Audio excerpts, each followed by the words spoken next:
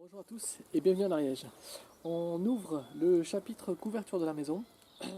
Donc on va s'y coller, hein, avec encore de belles journées devant nous. On va en profiter, hein, c'est le moment d'aller.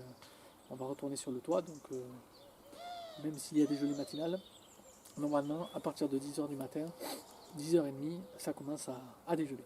Allez. Bon, je viens de tendre un petit peu des cordeaux un peu partout sur le toit. Alors sur la face nord, j'en ai tendu deux, hein, au premier tiers, au deuxième tiers, et sur la face sud, juste un au-dessus de l'arrivée de la lucarne, au-dessus du point de couronnement de la lucarne. Donc en fait c'est plutôt acceptable. Je pense que le versant sud, il est nif, hein. Il y a allez, 2-3 000 des fois, mais bon, entre les épaisseurs de bois de Lambourde qui ne sont pas les mêmes, etc., c'est négligeable. Sur le versant nord, toute la partie habitable est complètement nif. J'ai juste une petite différence de niveau au niveau de la terrasse. Je dois avoir 8000. Donc, bon, rien d'alarmant. Par contre, c'est bien de le savoir, hein. Donc, il y a 3-4 chevrons. Je pense que la panne intermédiaire au niveau du pignon est doit être un peu trop basse. J'ai dû la positionner un peu trop, en bas du rampant pour une cote que j'avais calculée un petit peu à rien. Bon, c'est les aléas de la couverture, mais rien d'alarmant. On va pouvoir tranquillement litonner et prendre en compte ces 8000 mètres au litonnage, où on mettra probablement 2-3 petites cales sur 2-3 chevrons. Voilà, donc je vais vous montrer ça. Il reste le cordeau sur le versant sud. Je vais vous montrer ce que ça donne et c'est une bonne idée. J'ai trouvé ça sur un bouquin jusqu'à maintenant. Quand je constatais ou que je pensais qu'il y avait une différence, je montais avec une règle de maçon et c'est difficile vraiment de savoir quel chevron fait que trouver le point de pivot qui fait que, et avec la bonne hauteur, hein. Alors qu'en tendant le cordeau, on voit quasiment de suite, hein. En plus, là, le soleil est assez haut, on voit même l'ombre sur le cordeau, et en mesurant, ça correspond un petit peu assez précisément à ce que devrait être le plan du toit. Donc, c'est une méthode que je garderai derrière l'oreille. Ici, vous voyez le départ du cordeau dont je me suis servi pour voir, pour vérifier la planéité du versant sud, hein. Donc de ce côté-là, aucun souci. Là, j'essaie en fait de voir, j'ai pris les côtes des rampants, hein, ce que j'ai fait la dernière fois, et je suis en train un petit peu de voir un petit peu comment ça va se passer par rapport à mes gouttières, hein. Le débord que je veux, c'est des gouttières de 33, et voilà, je souhaite que l'étude arrive un tout petit peu avant la moitié, l'axe de la gouttière. J'essaie de voir si c'est compatible avec le fait de ne pas avoir de découpe de tuiles. Donc un petit moment de réflexion et puis avec un petit dessin.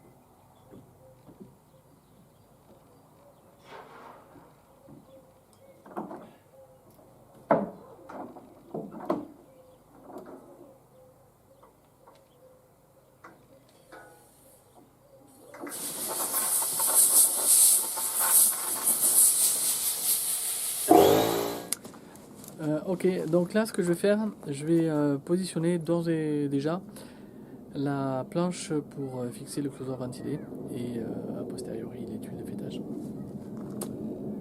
Je le fais maintenant parce qu'en fait je vais, euh, je vais le fixer avec des petites équerres électrozinguées qui risquent de me gêner à poser le dernier lito. Là, je ne sais pas si vous voyez, je pense pas. Il n'y a pas le dernier lito parce qu'il va venir probablement se fourrer au-dessus de ces équerres. Donc je pose ma planche de fêtage et ensuite je pose mon dernier lito.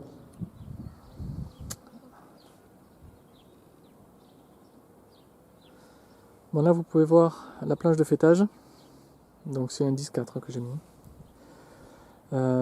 Qui est maintenu donc de ce côté un lito, un chevron sur deux par des équerres métalliques et sur l'autre côté sur les chevrons opposés.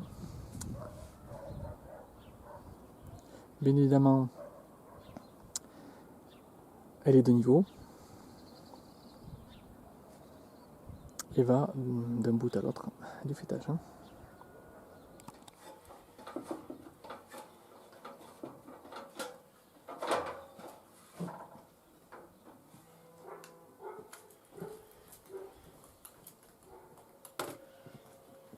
Bon voilà,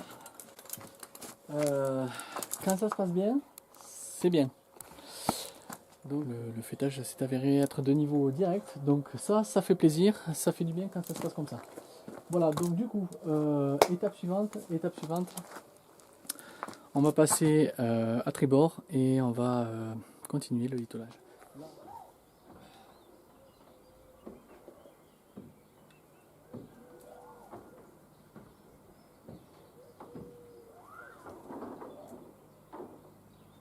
Donc pour faire la jonction des litos de part et d'autre à la lucarne, j'ai tendu un cordeau qui va me permettre un petit peu de voir si je suis pas mal par rapport à l'autre côté. Donc ça a l'air de correspondre. Hein. Donc je vais tailler le lito complémentaire et puis je vais redescendre pour compléter le lito.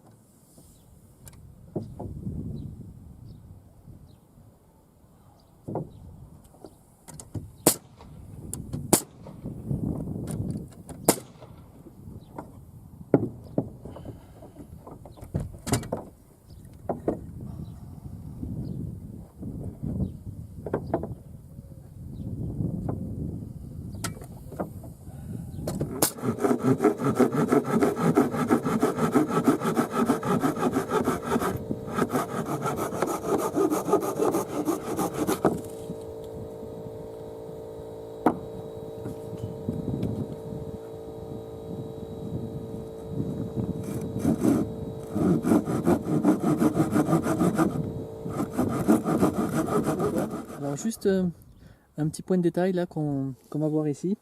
En fait c'est le raccord des litos entre là on est sur le versant du toit et là on est sur le versant de la lucarne. Hein, donc si je vais essayer de voir, vous montrer un petit peu. Donc là vous voyez donc la lucarne et là où je suis c'est le versant sud. Donc en fait je suis en train de positionner, voilà, c'est mieux que je le tienne à la main. Alors là, ici là, vous avez le lito qui correspond au pureau de la tuile. Voilà, alors ce qui se fait généralement c'est de renvoyer pour avoir le raccord des tuiles sur un raccord de comble, sur un autre versant, en l'occurrence là la lucarne, c'est de renvoyer d'équerre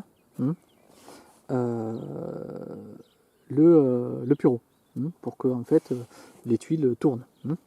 Donc, simplement, voilà, j'ai positionné mon équerre. J'ai regardé si j'étais bien d'équerre à la rive, et bon, c'est le cas. Donc voilà, je positionne ce premier litho, et ensuite je vérifierai bien sûr, mais je fonctionnerai de nouveau avec mes piges. Voilà, c'était juste une petite précision. Donc là, moi, je vais m'atteler à finir la lucarne. Et ensuite, attendez, là, est-ce que vous me recevez, Houston?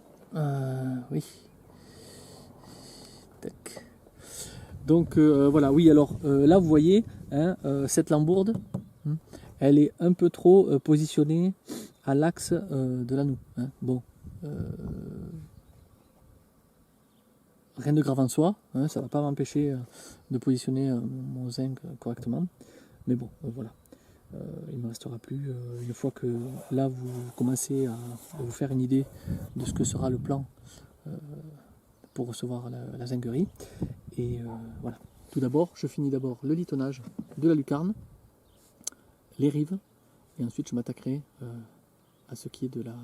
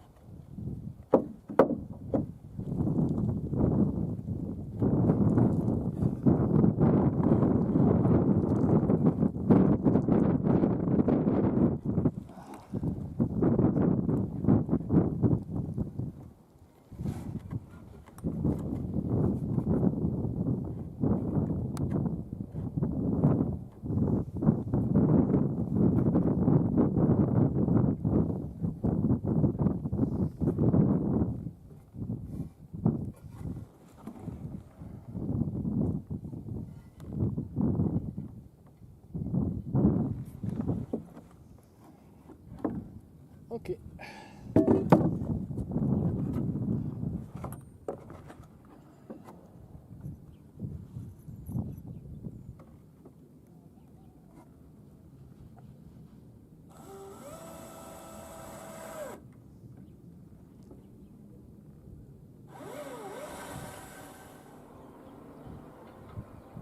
Le litonnage est terminé.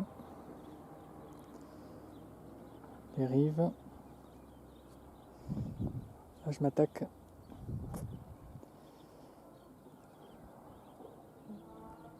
au litonnage pour la réservation des 2 noulés.